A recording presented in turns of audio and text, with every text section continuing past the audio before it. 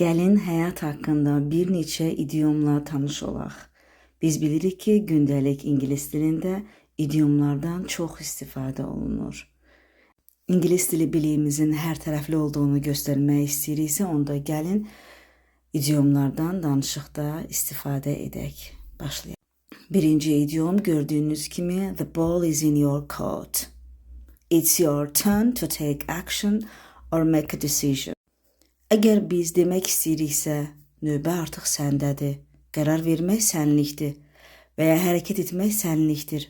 Bunları demək istəyiriksə, deyirik, the ball is in your court. Yəni, növbə səndədir. Bundan sonra nə hadisə olursa, nə hərəkət olursa, nəticəsi səndən asılıdır.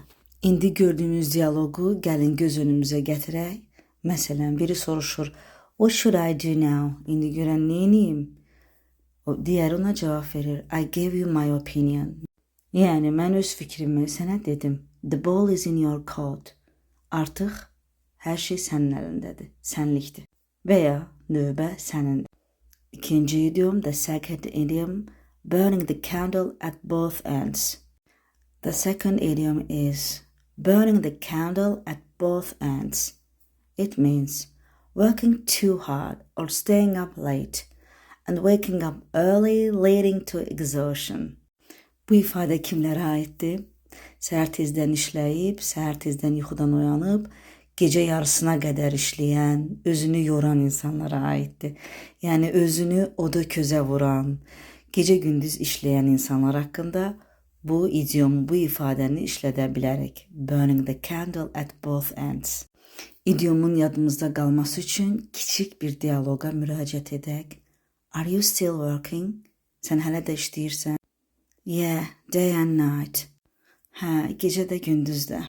Digəri cavab verir. You're burning the candle at both ends.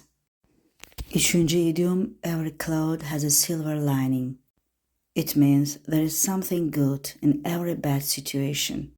Azərbaycan dilində hər qaranlıq gecənin bir işıqlı səhəri var. Məhz bu ifadə bu idiomla uyğun gəlir. Hər şərdə bir xeyir var və ya belə də eşitmisiniz bəlkə də. Məsələn, I lost my job today. I'm sorry, but maybe something better will come. Every cloud has a silver lining. Dördüncü idiom, when life gives you lemons, you make lemonade. Yəqin ki, bu idiomu çox eşitmisiniz. Hər halda həyat haqqında olduğu üçün bunu da salmaq istədim.